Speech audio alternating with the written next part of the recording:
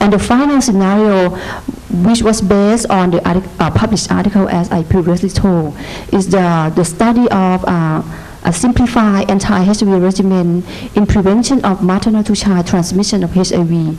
The study was done in pregnant women tested positive for HIV.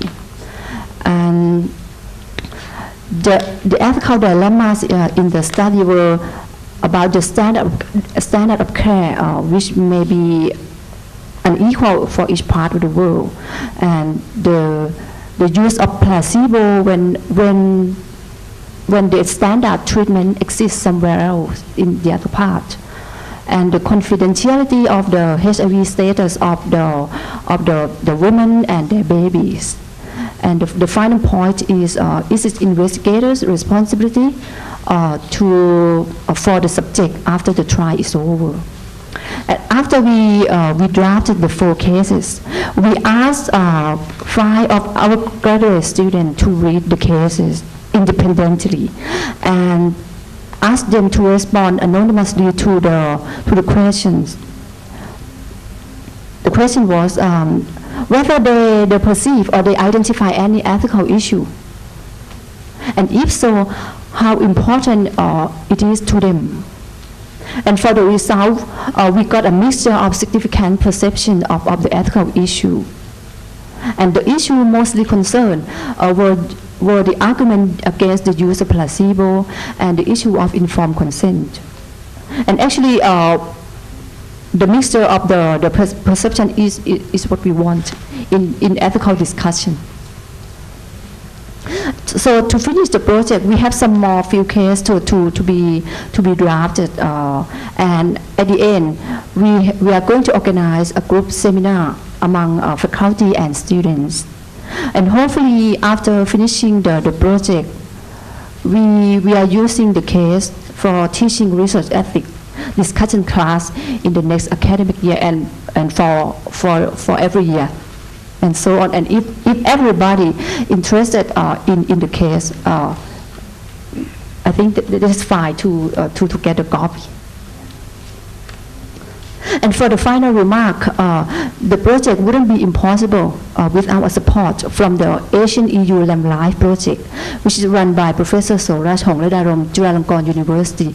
I have to thank very much, and thank you for your attention.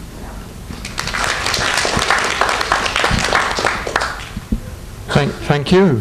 Well, we're going faster and faster this morning. Okay, John first, and then Dina. Thank you.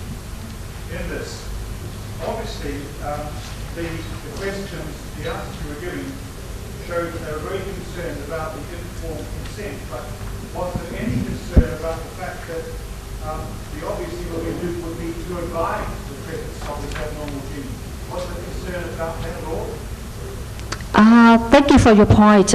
Actually, the point you made, it were an extra point that were not considered. Actually, in the case, if you look into the detail in the copy, which I will be distributed later, actually, investigator has asked permission for the extra blood collection for DNA examination as well, in order to match with the DNA result from the cervical sample cell.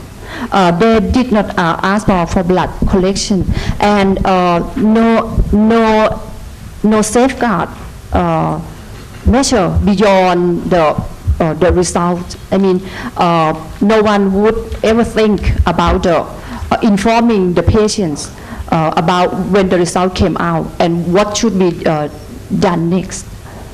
So I understand you saying they did not inform patients about the abnormalities. They haven't thought that so far.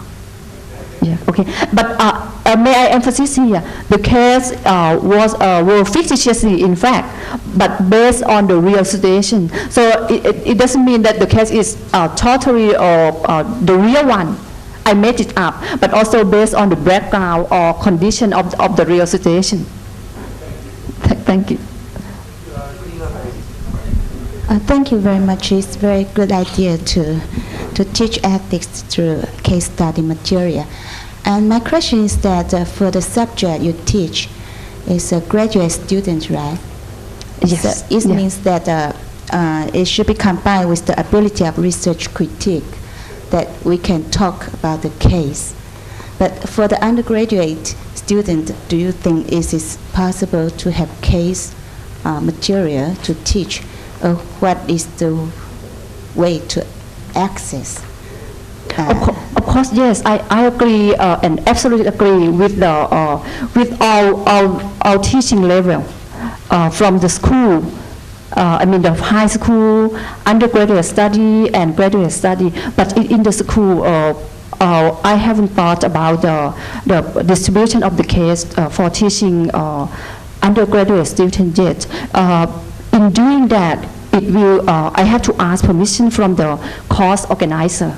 So it's not my own decision. I have to ask the course organizer for an extra time or extra hour to incorporate such topic into the curriculum.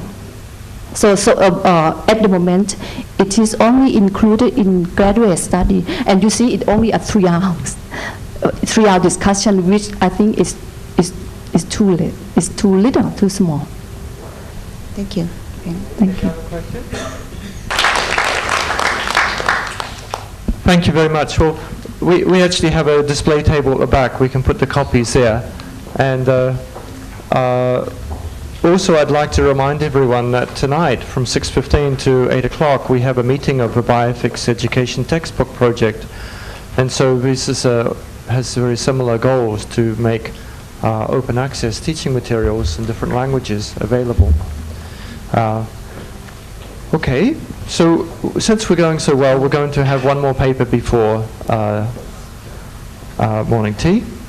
I'd like to invite Sister Daphne Karuna to come to talk on ethics of paramedical studies and mapping a new agenda. And in fact, your institution was mentioned already, St. John's College, Bangalore. It's a long history of teaching medical ethics, the longest in India. Thank you.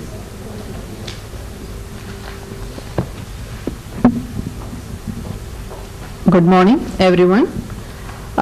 Thank you very much for giving us an opportunity to present our study and our views.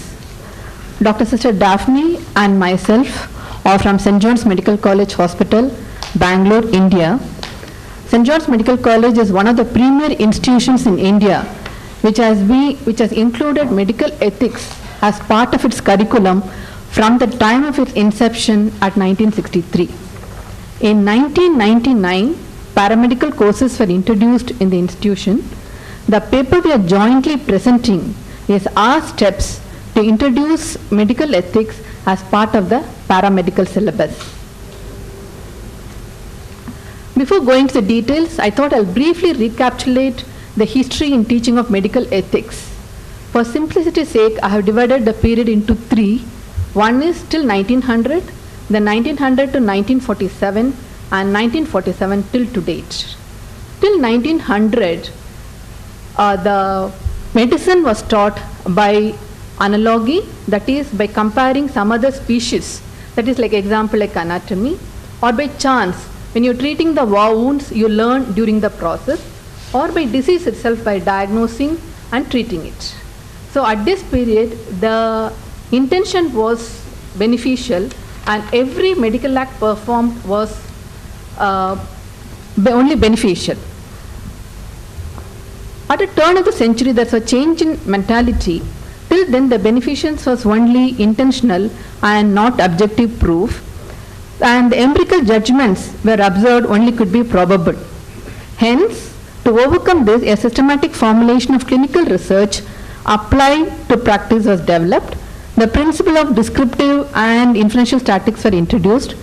But during this period also, there were frequent excesses involving humans, subject which raised concerns. This leads to the principle of autonomy and informed consent. After 1947, that is after the 2 world wars, many guidelines have been put up by UN, WHO, World Medical Association. The objectives were to provide an analytical framework that will guide in the resolution of ethical principles which will arise during the patient care. Now, ethical dilemmas are not only pertaining to the clinicians, but also to the paramedical personnel who form the backbone of the patient care. WHO has dedicated the next year for the healthcare team.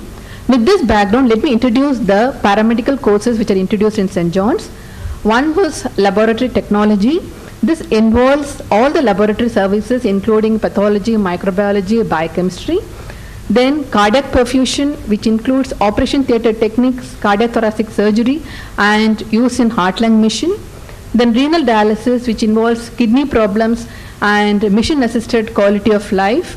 Then radiography, which includes radio diagnosis to medical and surgical problems, and also it can be extended to radiotherapy in treating cancers.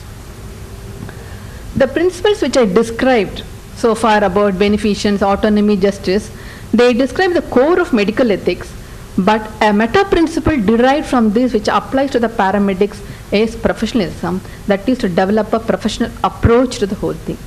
Now, with this in mind, we developed a small project, and the topics included in the study were introduction to ethics, ethical application in the world of medical technology, that is beginning of life issues, conflicts in midlife, end of life issues like abortion, HIV diagnosis and chronic renal failure and terminal care, concept of life, applied aspects, and ethical principles related to diagnosis of medical problems and confidentiality. Based on this, we were able to derive a syllabus for our paramedicals, and these principles for paramedicals will be important in terms of this thing, that is dealing with data. Data to the paramedics is like patient to the physician, hence deserves an utmost respect and confidentiality. Accurate reporting, not tampering with the results, is very important. Competence and care are the basic principle in patient care, and this includes upgrading of the technology, technological skills and lifelong learning for the technology. The relationship. The paramedical person has to be a part of a healthcare team, hence he has to interact with the doctor, the nurses, and the most important person, the patient, and he has to respect his rights, autonomy and the confidentiality of his data. Then being a part of a team, he has to be aware of the conflicts which can arise between the doctor and the other caregivers, and he should be able to resolve. And finally, he has to develop a professional approach. With this, I'll hand over the mic to Sister Daphne, who will describe our project and the derivation, suggestion and the future direction from that.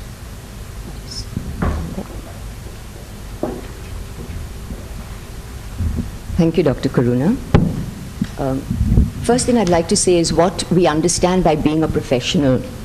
The most important thing is that the professional should be someone who from within acts. That means that whenever confronted with any situation, there should be no possibility for him to think or do differently from what he feels within. And therefore, the way he responds should be because he cannot do otherwise. What was the process we used? We did the following. We had an initial pre-testing, a case study, group discussions and films, the library module, which is a group assignment followed by individual write-up, the students' evaluation of the project, and finally, a questionnaire which we conducted. What were the results? From the initial quiz, we found ethical awareness very low, qualitative, new concept to nearly all the students, viewed as important in the medical field. Ethics was perceived mainly as essential discerning between right and wrong, between good and bad. The insight into principles of medical ethics applied, very low, financial moral pressures absent, and legal aspects, no awareness at all. The hypothetical case study, from that we found that the conclusions of the group discussions were based on expected responses. That's the process of socialization, basically. Secondly, religious beliefs. Thirdly, personal moral codes. Common sense, which includes all of those which are before, first, second, and third. And lastly, logical reasoning, which means lack of exposure to the subject, basically. The final assessment was the library module. They were supposed to go to the library, read, discuss, and then given an individual write-up. The ethical aspects relevant to the life of the students: plagiarism, transparency in reporting results, integrity and honesty, and finally, inner commitment to these values. We felt that this was a way of saying, physician, heal yourself. And therefore, if you start with yourself, you know where you go. There was a questionnaire and personal evaluation. At the personal level, all students commented that they were awakened to ethical principles, that they were challenged to being professional, which really surprised me and also made me very happy, that they were helped to understand their pivotal role as paramedics in the medical system, and lastly, they were more aware of the ethical aspects, ethical implications. I think they found that rather scary. Some other comments were, I had begun to realize my personal biases, 3 students. And one student said, I thought we were very perceptive, the importance of balancing benefits, risks, and duties. The general comments were that the course was too short. We just had 15 hours. More film should be included. The library module was interesting and instructive. The greatest challenge to change came from 2 things. First, films, and secondly, from interacting with others. And therefore, we could formulate that the impact of personal change in ethical matters in descending order of importance. Firstly, education, especially films. Ours is a film and cricket-loving generation. And therefore, if you put into a film any film stars or any cricketers, you just put Sachin Tendulkar as a modern-day medical practitioner, and everyone will be ethical after that. Society to be balanced with education, that means a kind of a socialization process. Religion is only one compartment of life. This made me rather skeptical. I'm not very sure if it's true, but this is what they said. Tradition is important, but the present is more so. Conscience is personal, not to be imposed on others. And lastly, law. Not yet clear, risk factor very high, and really scary. Let me introduce you to the multicultural setting at St. John's. We had 27 students in this project. The languages were 8 different languages, not dialects. There were 6 states of India represented.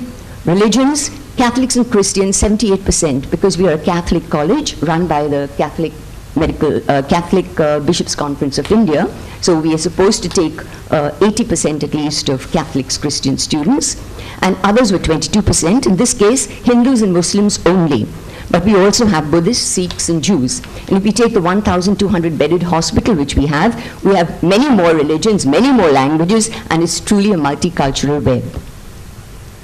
But a painful factor which we experience is a severe moral malaise. I think it was already brought up. It pains me to say this, but medical schools, capitation fees, privatization, commercialization, corporatization, globalization, all these have to do with finance, money.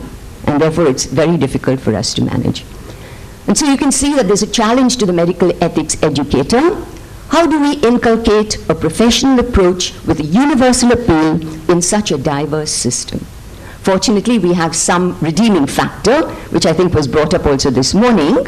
And that redeeming factor is that in the Indian context, the healer, according to all religious traditions, is a special type of person. And secondly, that the moral effectiveness of ethical principles depends on the physician through whom they come alive. Therefore, we thought, we're not very sure if it will work, but we thought if we started with the professional approach, not professionalism, but an ability to understand what it would mean to be a professional deep within you. So we thought, let's start with the classroom. There could be several approaches. One would be the principlist one, the rights and obligation-based one, or the codes of medical ethics. All these touch the brain, touch the head level, and help students to understand what justice is. But there's another set of codes. There's a relationships level, there's a virtue-based level, and the ethics of care. And we thought if we start on these lower ones, we may be able to also touch the heart level, which was spoken about yesterday, and therefore it gives you a holistic approach to ethics. At the institutional level, it's very important that, as we know in the quality assurance movement, we always start with the head of the institution or the management. They are the ones that are committed to the whole of the quality assurance approach. And so it should be at the institutional level too, at the university level, and maybe also at the regional level. That we already see is there. So the institutional level, place ethics at the heart of the institution, encourage it at every level, in the classroom, the bedside, clinic, and on the campus. Lastly, train faculty for active involvement, start at the pre-clinical level, which I think is a critical window stage. We don't normally have we only have values at the preclinical level. We do not have medical ethics per se. At the university level, take medical education very seriously, incorporate it as another hardcore subject, not just as a soft option, frame a module for each year of study, conduct an end-of-the-year evaluation, and ensure a serious approach in colleges. At the regional level, this we need help, initiate collaboration between groups, encourage training units for teacher formation, develop a regional resources center with catalogs of appropriate reading material, AV, library facilities, films and CDs, medical educational software. At every level, the teacher is the key. Therefore, we need to recruit teams of interested educators who are preferably physicians with an approach which is professional. Prepare them for this important task through workshops and well-planned medical ethics courses. But teachers need tools, and so organize medical ethics education cells at local, national, and nation level, help prepare relevant educational material, case studies, very important, narratives, audiovisual material, and the task of teaching should not be tedious because our doctors are very overworked. They have no time to prepare materials to make their education in medical ethics really touch the students. You can just come and approach the head level.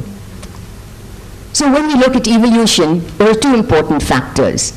One is that there's a critical mass, and secondly, there's a critical time. But also, there's a critical window period if we take education and the evolution in education. So for medical ethics, what could I say? That the critical time is now, and the critical mass is here. So, thank you.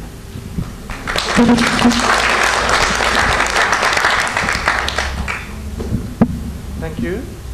Okay, thank you. Our first question, Samantha Veer, and then Sabrata. Thank you. Please take Veer. Watching Korean drama, TV dramas, and two dramas that is very good in teaching nursing or healthcare ethics. One is Yi Dao, is about a medical doctor, and then the other is Dai Chang Gam, which is more about nurses.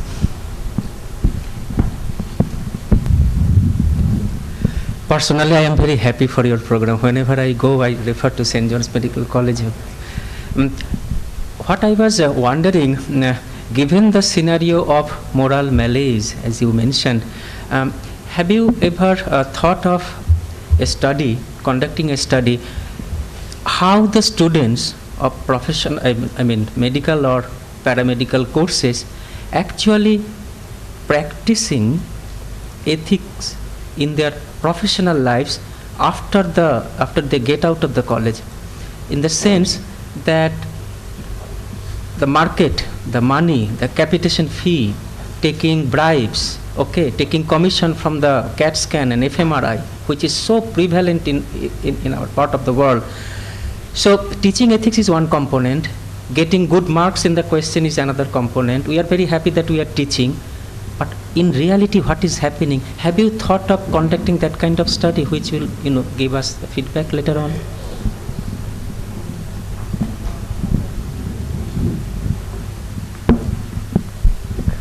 See, like we have been doing it for the past 40 years, but after the first 20 years only, we started about the evaluating the system, like whether it has been applied, whether. So what we did was we introduced one at the internship level and one at the PG level. Our PG level, because they go for 2 years for rural born and then they come back. So whether they still apply the ethics, what they learned in the undergraduate level, whether they still remember it and this thing at the time of postgraduate level, we again evaluate. But beyond that, after that we don't do it. Because after that they don't come back to us, we don't have an opportunity to interact. Sometimes when they come back as an alumni, maybe, but only at these two levels we are able to evaluate them after our course. Actually, for the paramedical courses, we don't have anybody who's left college yet. We've just started, so we can't really evaluate, but it's a very good thing to keep in mind. Thank you. Just 2 days back, I saw a documentary from BBC, an activist in Ethiopia a lady was up against spurious and adulterated drugs, and the program traced the origin of drugs to India, and that to Bombay. I think some medical doctors must be involved in the preparation of drugs. Do you think it is possible? And also I think Bangalore is the seat of illegal practices in medical practices. So I think, do you think... also get that devious. Yeah. Do you think it is 100% possible for doctors to be ethically virtuous? I don't think so. Actually, nothing is possible like that. You've just got to try. And when I look at the situation, I feel so depressed sometimes. But then I see this factor, you know, that there is a possibility for changing an individual, and an individual can change the world. Yeah, at least you can make an inroad into the situation, yeah. Even if you can't do anything about it. You yourself, they always tell us that we are not preparing them for the real world. We're preparing them for some kind of ethical world, which is a parousia. But you can't help it. In Chennai, they say now, before you go to the hospital, please know your doctor. Meena. You mentioned in your presentation that you also teach by using movies, and that is one. My question is related to that, because most of the science fiction movies sometimes are exaggerated what science at present can do. If you know the movie like Gattaca, for example, it's a prime example of what can become. So what do you see as a role? Because it also adds to public anxiety. So you as an educator, what do you see coming out of teaching those kinds of movies? If I understood, if you were using those kind of science fiction movies. Yeah, the problem is that we don't have enough movies in the Indian tradition with regard to this. There are 2 movies now. I don't like using the foreign ones like Patch Adams, and although they've got some sense, many of the students cannot understand the language very well. So we've got Hindi movies, 2 of them, which have just started in the last 2 years. One of them is Munna Bhai MBBS. So this man is an actor who is well known for his ethical role in most films, and now he's acting as a doctor and a medical student. Actually, you get all malpractices in the medical institution and how he tries to stem this rot. And then the second one is Fir Milenge. Fir Milenge has to do with AIDS and an AIDS ethics program. So I'm hoping that, you know, if we can do something more like this along our own lines, rather than importing things like Patch Adams, and there are other ones which come from Scotland. When I look at them, I find that it doesn't make much sense in the Indian setting. So that is my appeal. If we could work together, I find so many from the Asian region here. If we could work together to develop some movies with themes that would be of validity to our own students, it would be a great help. Thank you. Thank you. So the last question, Europe, please. Can I just add on the comment about the films? Because I mentioned in my presentation that I use a film, and the name of the film I use is actually Hollywood films, the extreme measures. And I can say that it is so extreme, and I agree with you that sometimes it is not possible in the real situation. But one interesting I found is we learn about the argument each actor makes against or for each other. And I think this is the interesting point, because the students described to me that when they listen to this actor made an argument, they agree. And then when they turn to listen to the other actor, they think, oh, it is also true as well. So I think it is the argument were made. We know that the movie is quite sometimes extreme at the other end. But I think some of you might have seen Extreme Measures, starring Hugh Grant and Gene Hackman.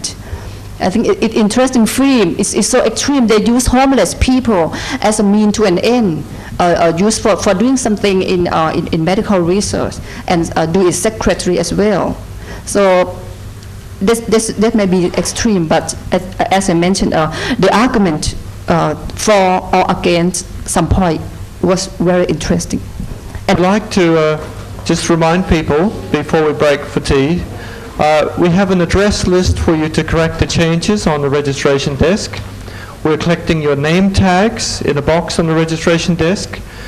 We're trying to assemble the responses through a survey in your registration package, especially about mapping teaching resources in this region. So please do return those items, as well as a consent form for video use. You might be a star in the future. Okay, so please have a short tea break and enjoy some. Have a seat, everyone. Thank you. So we're going to resume. So the first paper after lunch is by Dina, and she's going to accomplish life education goals through bioethics courses in medical university. Thank you.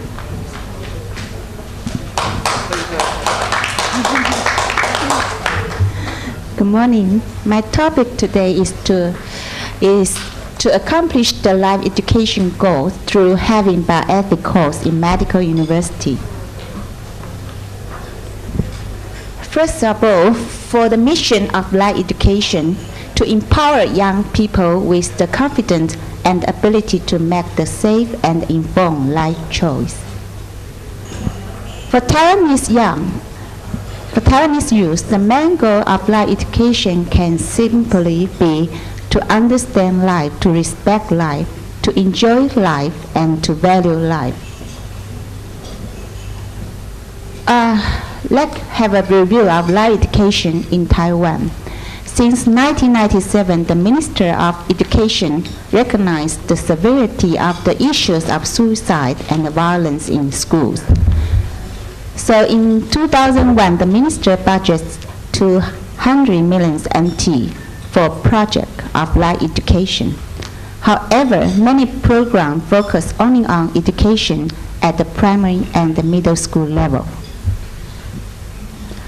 University level courses of life education are now still under development and are to be included in general education program. Okay.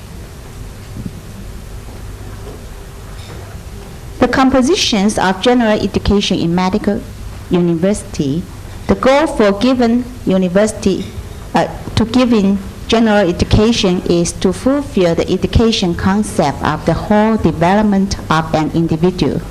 Students can absorb knowledge in the field of human culture, society, and the education in addition to their professional knowledge and ability. Also to build appropriate philosophy of life, of international concept, and of the global awareness. So we have 7 major fields in general education, that is Chinese literature, foreign language, art and the humanities, social technology science, educational skill, and the physical fitness. So in general, the idea of bioethics course in medical university is the target of bioethics education are to integrate the mission of life education, that is respect for life, consider risk and the benefits, understand better in diversity. Also, because of medical professionals' responsibility for a sustainable future and the capacity to make right decisions will improve the quality of their health professional skill. I'd like to share you our experience of previous trial in Taiwan. In university, we put it in first year general education English course. We have 5 classes. In high school, as a supplementary topic in a science course, but we only have 1 class. The progressions of course-based bioethics class was team approach. That is, before class, the students should decide a chapter, have content review and the reference research, and also design classroom activity. During presentation in class, they have all kinds of activity like short talk, drama, cluster discussion, results of questionnaire, invited guest talk, and field show. After discussion, they will usually have summary or supplement from teacher. The principle of autonomous learning, students work in group of 4 to 6 members. Each group chooses its own topic. Choice should be justified. So this is the topic chosen, ranked based on popularity of subject. So organ donation, genetically modified food, telling the truth about terminal cancer and the euthanasia, those are very popular topics. According to the survey, some of the reasons why students choose the topic: confidence in background knowledge, hot topic of souls, personal experience, interest in Discovery Channel, and concern about the real-world issue like infertility case.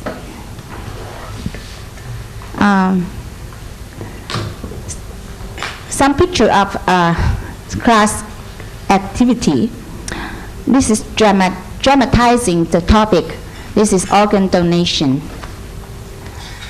Animal rights, for example, Super Pig contest. A criticism of culture ritual. Activity in class could be very exciting, interactive, interesting, and very crazy. Empathy, learning to be in the shoes of a patient in pain, for example, like this. We also have students participating in high school trial.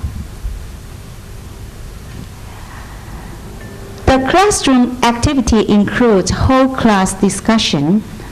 For example, vote for benefit and risk of nuclear power use. Classroom survey, your opinion in telling the truth about terminal cancer. Homework, if you only had a week to live, how would you like to spend that week? Or try to write a living will or advance directive, or your medical preference for your terminal stage. Comparison and finding. Although most of us would agree that for the bioethic education, it should start no later than high school level. But however, at the moment in Taiwan, we have difficulty. For example, exam-oriented teaching is the main reason. The target of the high school is to prepare for the entrance examination that is not flexible in curriculum design. And also we lack of faculty and the Chinese language material. For students, different level of thinking in two groups. In high school, they have fencing and honest opinion, but in university, they have more in-depth thinking and debates. In conclusion, we talk about benefit of bioethic learning in university. Autonomous learning. We can have team approach, and students have prepare their social skill to have classroom interaction, and they can do self-analysis. Second, small group discussion. Because of the problem-based learning policy in university, we have prepared quite a amount of tutor that tutor assistant and guiding in group discussion can be processed in university course. And in small group discussion, there are greater topic flexibility. The benefit of internet as a learning tool. For university students, they are very easy to access for internet research. And we all usually can set up a website to facilitate student learning with the following 4 parts. For example, teaching material and the relative information website, discussion forum, feedback, and message. Course-based class and English. English content-based approach can facilitate practice in English through online and literature research. English teaching material, for example, Darrow's textbook or our textbook. English and the government, it is accord with English and the government's bilingual policy.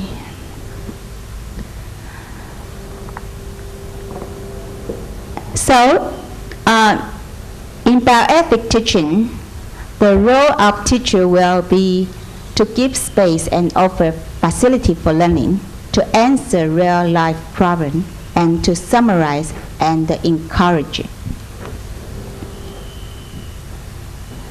So let's go back to why we have bioethics course in medical university. Bioethics is necessary part of the acquisitions of life education.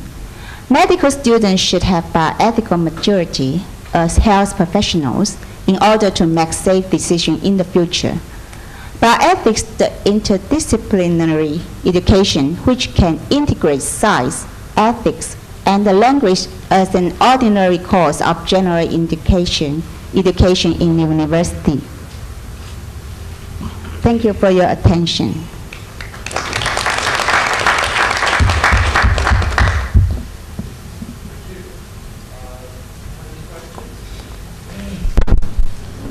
Yes, Noritashi, please. Thank you very much for nice presentation. And I'd like to ask you one tiny question. That is, I saw in the introduction that you have many problems in youngsters. That's the same in Japan. We have a lot of problems among school children and youngsters about suicide, vandalism, and so on and so forth. And we are set up to improve the kind of education like spiritual or life and death. The Japanese prefer to use life and death education rather than life education. Is there any meaning for life education, not life and death education like Japanese?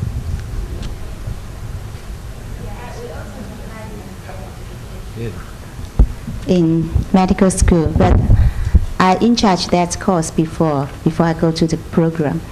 But then there is very professional course, like we have a topic about hospice and end of life issues. Those kind of things is for their profession. But life education is how to let them be a healthy person, individual. And with a healthy spirit and a healthy mind, that is easy to help their patient in the future. But for the suicide problem, the issue of suicide, I think is really too late to have this course in the university level, because in the middle school or high school we have faced that kind of problem already. But the faculty is always the problem in the high school, so we haven't know how to solve the problem. Okay, Peggy.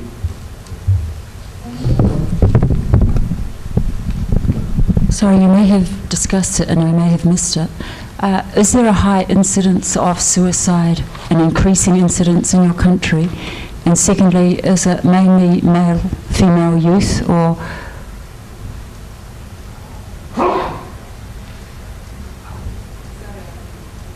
Oh, thank you. And amazing, yeah. And it's the first number one in accident. Is the cause of death is in accident is suicide in Taiwan, and especially the age getting down. So it's really worried. And since I stay in Japan, I know we have in Japan have the same problem too. It's not so different. Yeah, yeah. Any other comments or questions? Yes, Subrata, please. Passes.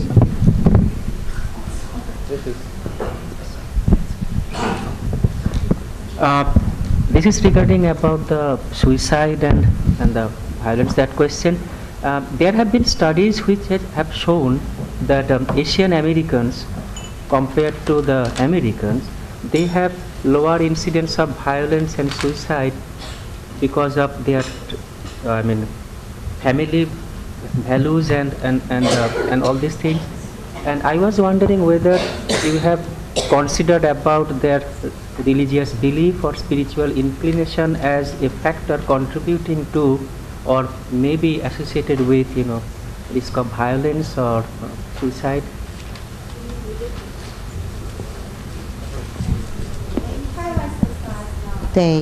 Religion is not very important.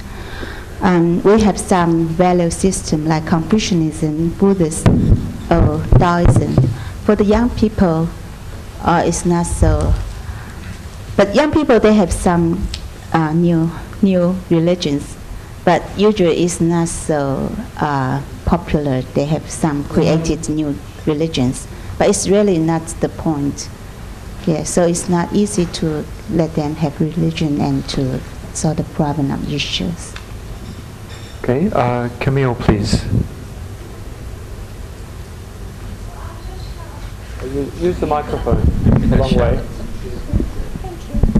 I feel very strongly about this question of suicide. I know it's not perhaps too much into the topic of this meeting, but as there's so many people here engaged in this kind of professional work, my experience with this is threefold. Number one, young people today are bored. When I hear the word boredom, I think that is a red light, because it means loss of interest in life, inability to concentrate, picking, and maybe the computers have something to do with it, maybe the inability to focus attention. This is not a disease by any means. It's being treated as a disease, which is quite wrong.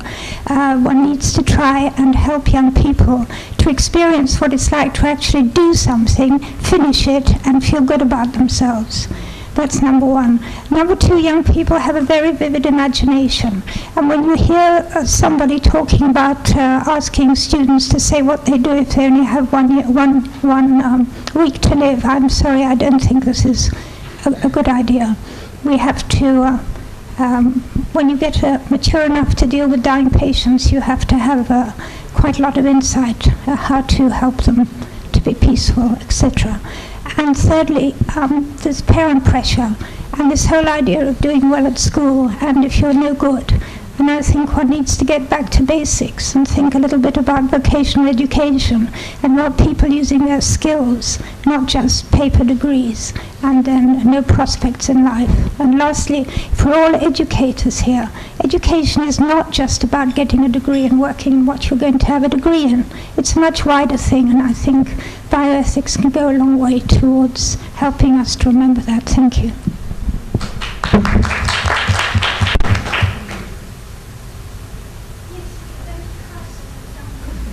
You're going to counsel these young people. I think you have to learn to detect early warning signs, and this is something which is very, very absent. And the training of most counselors don't really appreciate what children are trying to. You have to learn to listen.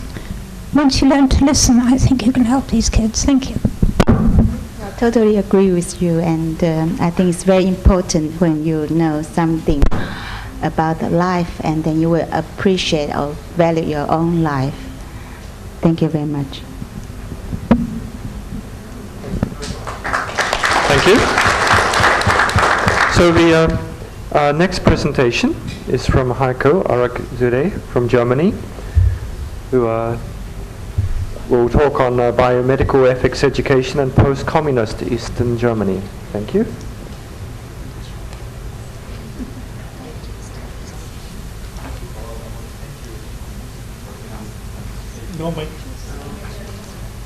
Okay, once again, first of all, thank you very much for inviting me to this conference. Ladies and gentlemen, considering my topic biomedical ethics education in post-communist Eastern Germany, I will first familiarize you with the present curriculum and guidelines of the ethical education of students studying medicine in Germany. This is meant to give you an idea which ethical contents future physicians are to receive in Germany. It has to be noted that the situation in post-communist Eastern Germany differs from that in the western parts of Germany. To demonstrate that, I will, in the second part, present you with two examples that are relevant for biomedical ethics. In the third step, I will interpret the existing differences. This will then lead me to the fourth part, where I will question in how far a biomedical ethical education should also make normative regulations beyond a mere hermeneutic descriptive approach. Finally, I will argue that we have to use normative guidelines in biomedical education in post-communist Eastern Germany in order to achieve the learning aims of the curriculum.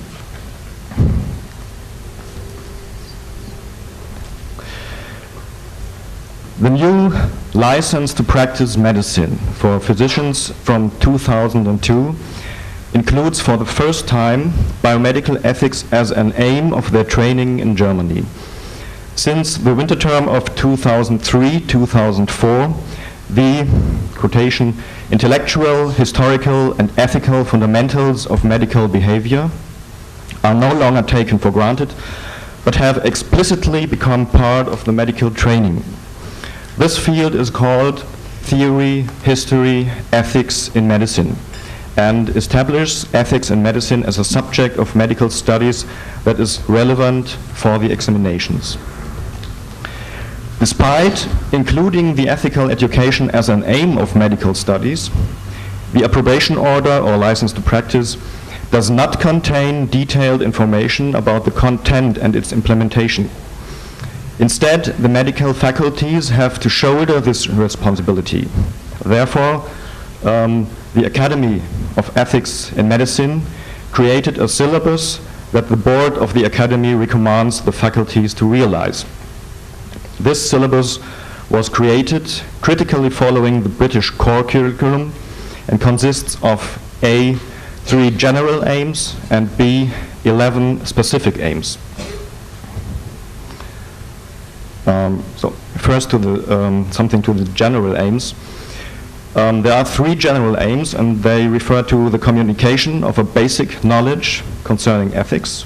Second, skills and capabilities concerning one's own moral attitudes and those of others, as well as 3, certain medical attitudes and views such as responsibility, respect, tolerance, and beneficence.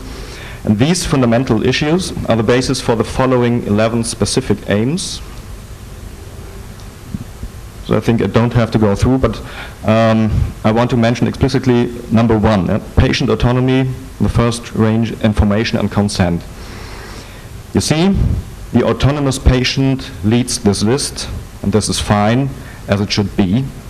But it is strange, if not typical for the situation in Germany, that the authors of this syllabus, who are physicians dealing with ethics and not ethicists, do not mention this first topic in their own textbook for physicians. Instead, they begin with the second point and the physician-patient relationship. The authors hardly pay attention to the topic of patient autonomy in their book. That's going to be standard, I fear. This book is going to be standard, and there's no chapter about patient autonomy.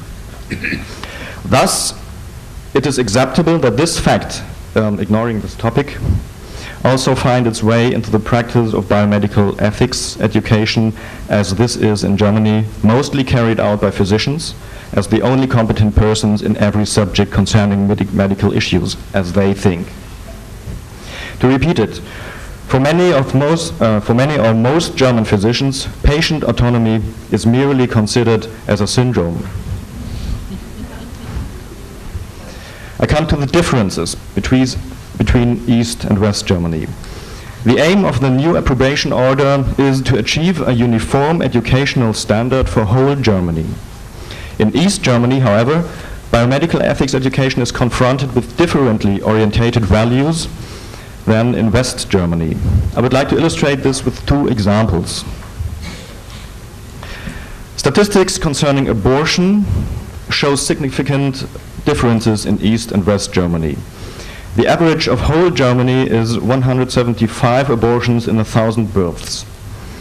With reference to this, the number of abortions in 6 West German countries lies beneath that average, as you can see, beneath this red line, and 2 slightly above, Saarland and Hessen.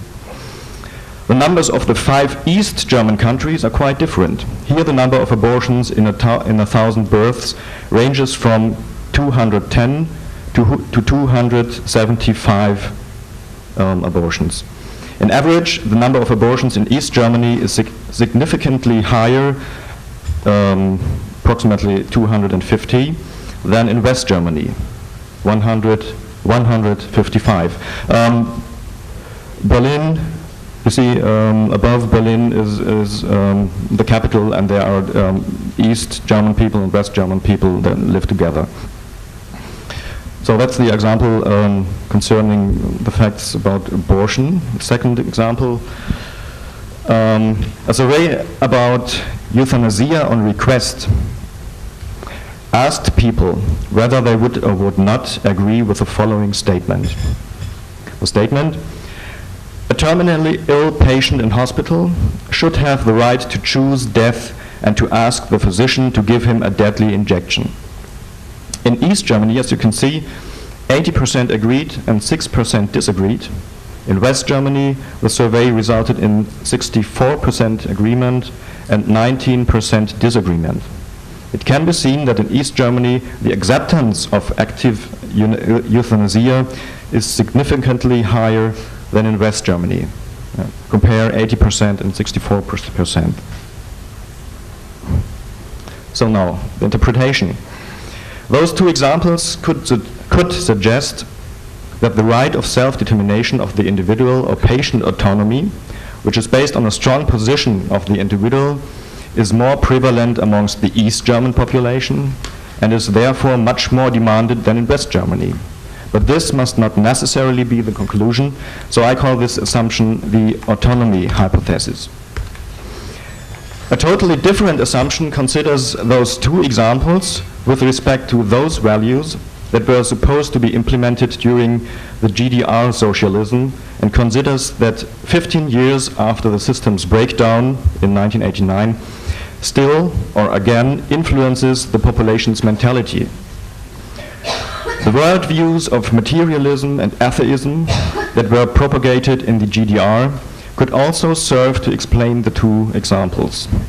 With a background of a materialistic atheistic worldview and philosophy of life, it is thinkable that a terminally ill life, euthanasia, or an early unborn life, abortion, is more easily at disposal.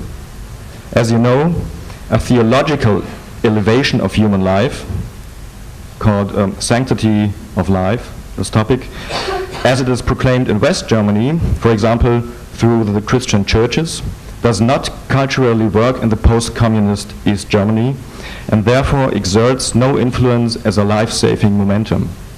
This assumption I call the materialism hypothesis.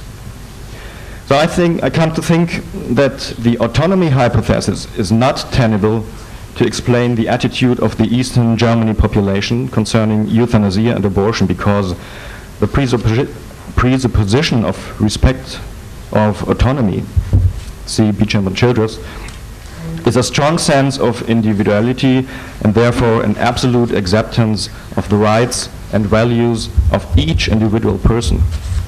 The absolute acceptance of the individual does not quite belong to the convictions of a socialist system. The socialist ideology has other preferences. The collective has the precedence over the individual. This means, quotation, the primacy of the private interest in contrast to the public welfare has become history through the socialist concept of society. Therefore, I consider the autonomy hypothesis not as a safe basis to explain the attitudes of the Eastern Germans concerning abortion and euthanasia.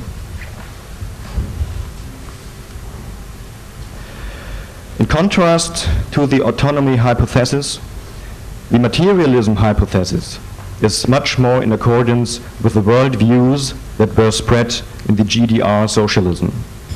There, life is not so much a value on its own, but rather a value for society and therefore functionally determined. To say it more drastically, the value of life is determined through its efficiency for the society. A strongly paternalistic attitude in socialist systems is therefore only consequent. Only healthy, strong, productive, and strictly educated humans can serve society. The political system has therefore a vested interest to take care of that. But this is where my question comes into place. This kind of functional political determination of the value of human beings stands in contrast to the statements, for example, of the Universal Draft Declaration on Bioethics and Human Rights. It says in Article 3, human dignity, human rights, and fundamental freedoms are to be fully respected, and the interests and welfare of the individual should have priority over the sole interests of science or society. Here, the priority of individual interests, individual rights, and fundamental freedoms is mentioned, and that these values should be enforced also against the interests of society. So I come to my conclusion, and you can guess what it is. In order to enforce those values of dignity, rights, and individual freedom, meaning the right of patients for self-determination in the sense of informed consent or even informed choice, especially in Eastern Germany, it is necessary to introduce an explicit normative-oriented education in biomedical ethics. This is my thesis. Without a normative-orientated biomedical ethics in the sense of the Declaration on Bioethics and Human Rights, there is the possibility that patients will not and cannot achieve patient autonomy, that is, the patient's rights, with physicians that were socialized in Eastern Germany and hold on to a paternalistic rationality as typical, as I think, for socialistic policies since the day of Plato, if you want to. The way from paternalism to informed choice in Eastern Germany still will be a long and stony road. Thank you for listening.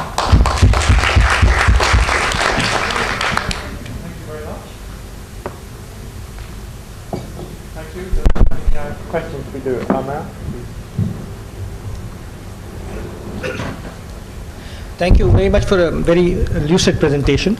Now, I may be completely wrong in this, but is there a similarity in the views of on euthanasia between East Germany and those prevailing today in the Netherlands?